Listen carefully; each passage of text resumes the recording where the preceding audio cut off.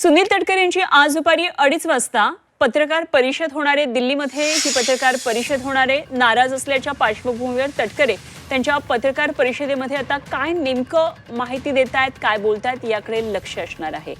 गेल्या काही दिवसांमध्ये सातत्यानं राष्ट्रवादी काँग्रेसमधले अंतर्गत वाद, अंतर्गत संघर्ष पुढे येत होता। वेगवेगळ्या बैठकांमधून, भेटीगाठींमधून या सगळ्या बातम्यांना दुजोरा मिळत होता आणि अखेर आता सुनील तटकरे यांची पत्रकार परिषद असणार आहे। तर पत्रकार परिषदेमध्ये आज सुनील तटकरे काय नेमकं बोलतात हे आपल्याला पाहायचं आहे। तेव्हा या पत्रकार परिषदेच्या माध्यमातून त्यांच्या नाराजीला ते वाट करून देतात का, ते नाराज आहेत का, हे सगळं करणार आहेत। तर उर्वशी खोना दिल्लीतले आमचे प्रतिनिधी आपल्याबरोबर आहेत, आणखी सविस्तर तपशील जाणून घेऊया। उर्वशी, आज सुनील तटकरे यांची पत्रकार परिषद दुपारी 2:30 वाजता होणार आहे। दिल्लीमध्ये पत्रकार परिषद आहे।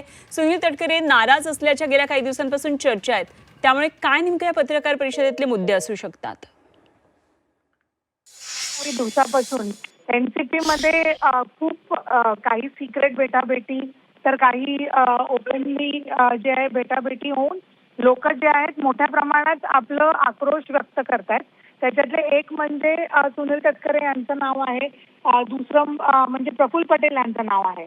आता मात्र जेव्हा सुनील तटकरे यांची पत्रकार परिषद आहे, नेमकं त्यांचं काय सांगणं आहे, त्यांच्या मागच्या काही दिवसापासून अजित पवार यांची राष्ट्रवादी पार्टी त्यांच्याकडून वेगळे एक तुम्ही सर्वात पहिले बघितलं तर कॅन्डिडेट जी एक लिस्ट आली आहे त्यांच्या पूर्ण कमिटी मेंबर्सची, त्या कमिटी मेंबर्समध्ये ज्या प्रकाराने लिस्ट आली आहे त्यात सुनील तटकरे आणि प्रफुल्ल पटेल यांचं नाव आहे, मात्र त्यांना कोणतं पद दिलं नाहीये।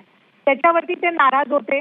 वरूनच त्यांनी ही नाराजगी सिक्रेटली शरद पवार यांना व्यक्त केली आहे असं समजून येत आहे। तर या सगळ्या पार्श्वभूमीवर आज जेव्हा पत्रकार परिषद सहजा सुनील तटकरे घेत आहेत, तर काय जे आपलं मौन उघडून काय नेमकं बोलतायत हे बघणं खूप गरजेचं आहे।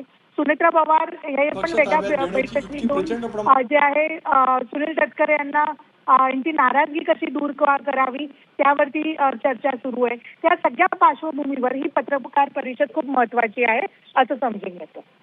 ठीक, धन्यवाद उर्वशी दिलेल्या माहितीसाठी, आणि निश्चितच या संदर्भातले सुद्धा ताजे तपशील आपल्याकडून जाणून घेत राहू। उर्वशी खोना आमच्या प्रतिनिधी आपल्याबरोबर होत्या।